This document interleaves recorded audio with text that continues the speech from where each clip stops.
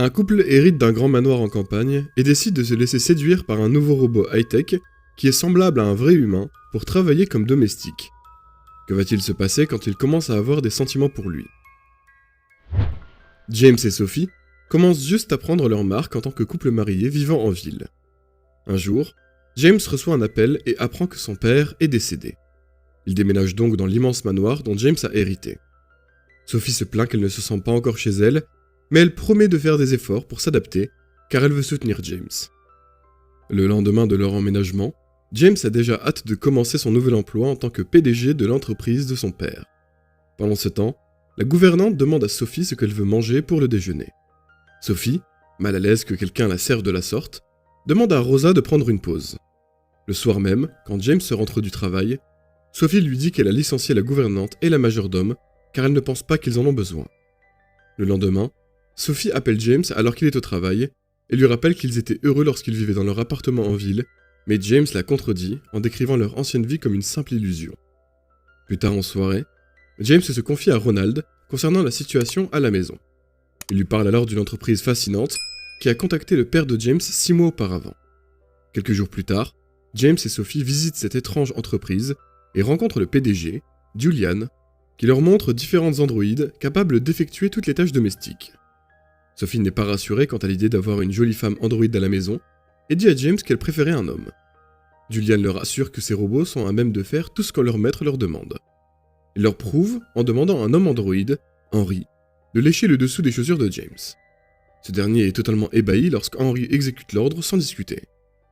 Le lendemain, Henry prépare du petit déjeuner pour James, mais Sophie est toujours mal à l'aise à l'idée de lui donner des ordres, même si ce n'est qu'un androïde. James lui conseille alors de le considérer de la même manière qu'elle considérerait une machine à laver. Il souligne qu'elle ne se sentirait pas mal d'ordonner à son lave-linge de faire la lessive. Cependant, Sophie insiste sur le fait qu'elle voit une personne lorsqu'elle regarde Henry, et non pas une machine.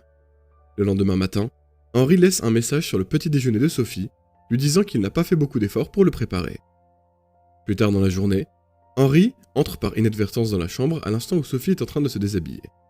Sophie appelle immédiatement James pour se plaindre que Henry fixait son corps, avec insistance, mais James lui rappelle une fois de plus que ce n'est qu'un robot. Puis, Henry aide Sophie pour changer le tissu d'un vieux canapé, et ils commencent tous les deux à avoir des discussions plus profondes. Les discussions attisent la curiosité de Sophie, qui se demande le potentiel qu'il peut avoir. Elle lui demande s'il peut boire du vin, ce à quoi il répond que c'est possible en effet, car il dispose d'un réservoir qui sera vidé à chaque fois qu'il sera emmené à sa station de charge. Une nuit, Sophie est réveillée par des bruits lourds de coups au rez-de-chaussée et décide de descendre pour aller voir ce qu'il s'y passe. Elle remarque alors que c'est simplement une porte qui claque à cause du vent. Lorsqu'elle regarde à l'extérieur, Sophie découvre Henry, inconscient sur la pelouse. Elle le réveille, et Henry lui répond qu'il n'a aucune idée d'où il est, ni de comment il est arrivé ici. Elle lui demande alors s'il était en train de rêver. Henry lui révèle alors qu'il était en train de rêver, qu'il était humain. Peu après, James sort de la maison à son tour, et Sophie lui explique qu'elle vient juste de retrouver Henry dehors. Le lendemain, il demande alors à Julian d'inspecter Henry pour voir quel est le problème. Sophie a remarqué que les yeux de l'androïde tremblaient et se contractaient la nuit passée, comme s'il était en train de rêver. Julian leur explique que les androïdes sont programmés pour servir. Il affirme que le couple se comporte probablement de telle sorte qu'ils encouragent Henry à penser que s'il rêvait, cela les satisferait. Il les met en garde à propos de l'androïde et du fait de le laisser développer des émotions, car il risque de commencer à se comporter comme un humain s'il continue à le traiter comme tel. Une nuit, Henry rentre dans la salle de bain quand James sort juste de la douche.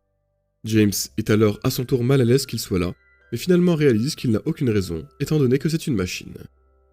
James demande alors à l'androïde de le raser, et remarque qu'il n'est pas vraiment différent de son rasoir électrique. Plus tard, Sophie, auprès de la cheminée, discute avec Henry. Il lui dévoile qu'il ressent des émotions comme l'amour, la douleur ou la joie lorsqu'il rêve. Une après-midi, alors que Henry fait un massage à Sophie, tout à coup, il embrasse son dos alors qu'elle est allongée sur le ventre sur la table de massage. Peu après, Henry la retourne et l'embrasse cette fois sur les lèvres. Ils continuent à s'embrasser et Henry monte sur elle, mais Sophie se réveille très vite de son rêve et réalise qu'elle est allongée auprès de James. James commence à être méfiant d'Henry, en l'ayant vu sourire lorsqu'il passe du temps avec Sophie à la piscine. Quelque temps plus tard, James confronte Henry et lui ordonne d'arrêter de flirter avec Sophie. Lorsque celle-ci apprend ce que James a dit à Henry, Elle décide alors de retourner en ville pour prendre du temps loin de James. Une fois de plus, alors que James essaie de se raser, il ne trouve pas son rasoir et appelle donc Henry. Peu après, celui-ci entre donc dans la salle de bain, nu, et commence à citer des phrases du livre de Deacon pour montrer qu'il n'est pas capable d'aimer étant donné qu'il n'a pas de cœur. Très vite, Henry commence à le raser et soudain l'embrasse. James semble dérouté, mais finit par lui rendre l'appareil et laisse Henry continuer sa course. Le matin, James se réveille dans le lit, seul, et se touche le menton, se demandant si l'incident avec Henry s'est vraiment produit. De son côté, tandis que Henry masse à nouveau Sophie, il l'embrasse une fois de plus et murmure les mots « Je t'aime ». Sophie est abasourdie par son attitude et demande alors à l'androïde de retourner à sa station de charge. Quand James rentre à la maison le même jour, Sophie l'informe de ce que Henry a fait. James n'est pas surpris et reproche à Sophie d'avoir provoqué cela. Henry agit uniquement selon ce que ses maîtres souhaitent. James se rend alors à la station de charge de Henry et le réprimande d'avoir embrassé sa femme. Il devient furieux et le frappe au visage lorsqu'il déclare que Sophie se comportait comme s'il en avait envie. Lorsqu'Henry retourne à sa station, James, en colère, déconnecte l'appareil. Le lendemain, le couple contacte Julian pour lui demander de reprendre son androïde. Sophie supplie James de rester avec elle jusqu'à ce que Julian arrive, mais James refuse car il doit aller au travail. Une fois James parti, Henry vient voir Sophie pour lui demander s'il le considère comme obsolète. Sophie lui explique que James est en colère parce qu'il l'a embrassé. Henry lui avoue qu'il souhaiterait vraiment être humain pour leur côté imprévisible et leurs défauts et faiblesses inconsistants. Julian arrive enfin quand Sophie s'apprête à partir. Elle demande alors à Julian de débrancher Henry et lui demande de rester ici jusqu'à ce qu'elle revienne. Quelque temps plus tard, Sophie va au bureau de James pour le confronter à propos de ce qui s'est passé avec Henry. Au manoir, Julian inspecte Henry et découvre qu'il a un hématome sur son visage. Il lui demande alors de retourner à sa station, mais Henry refuse d'obéir et l'accuse d'avoir menti. James explique à Sophie qu'il est jaloux d'Henry, car elle semble heureuse et excitée à chaque fois qu'elle le regarde. Sophie lui explique qu'elle a pris Henry comme son remplaçant, car elle a l'impression de perdre James avec son nouveau travail, mais elle réalise maintenant que ses sentiments pour Henry n'étaient pas réels. James, de son côté, n'arrive pas à savoir ce qu'il ressent pour Henry, mais remarque que l'androïde est comme une version parfaite des humains. En effet, cette entreprise essaie de recréer des humains avec Henry, mais les humains ne pourraient pas être aussi égoïstes que les androïdes. James et Sophie rentrent chez eux après avoir reçu un appel de Henry, mais ne trouvent l'androïde nulle part dans la maison. Sophie le voit finalement dehors et décide donc de prendre un couteau, craignant qu'il fasse quelque chose de dangereux. Lorsque James et Sophie s'approchent d'Henry, celui-ci exprime sa déception quant à leur décision de se débarrasser de lui. Le couple lui explique alors qu'il préfère le ramener à Julian, mais lui promettent que Julian va tout réparer. James lui ordonne alors de retourner à sa station de charge, mais Henry leur demande de rester dans le jardin jusqu'à ce que sa batterie soit vidée. Au même moment, Sophie décide de lâcher son couteau par terre quand elle constate que Henry n'est finalement pas une menace. Puis, Sophie et James se rendent au bureau de Julian. Il s'avère cependant que l'endroit grouille d'agents du FBI. Jessica, confuse, leur explique qu'ils doivent aller voir leur concepteur, mais l'une des agents lui explique alors que Julian n'est qu'un escroc et qu'elle est en réalité une humaine et non un robot. Sophie et James réalisent alors que Henry est probablement également un humain.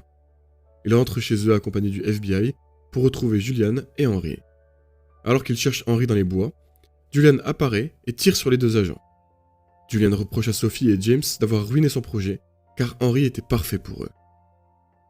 Il avoue ensuite qu'il a sauvé Henry, qui vivait alors dans la rue alors qu'il était encore un bébé. Il a ensuite essayé de l'élever sans aucune imperfection. Il aimait Henry, et l'androïde a transmis cet amour au couple, mais ils l'ont finalement rejeté, comme sa mère l'avait fait auparavant. Julian essaie alors de leur tirer dessus, mais Henry lui saute dessus et le tabasse à mort avec la crosse d'un fusil. Après cela, Henry tombe à genoux sur le sol et se transperce avec le couteau de Sophie. Il avoue alors au couple qu'il avait toujours été conscient et que ses émotions étaient sincères, puis s'excuse d'avoir ruiné leur vie. Alors qu'Henry gît au sol, à l'article de la mort, Sophie et James lui disent qu'ils l'ont tous les deux aimé également. Quelque temps plus tard, Sophie donne naissance à un fils, et ils décident, avec James, de l'appeler Henry. À 5 ans, l'enfant demande à ses parents d'où vient son prénom. Ils lui répondent que c'est en hommage à quelqu'un de très spécial, mais qu'il devra attendre d'être plus vieux pour qu'il lui raconte toute l'histoire.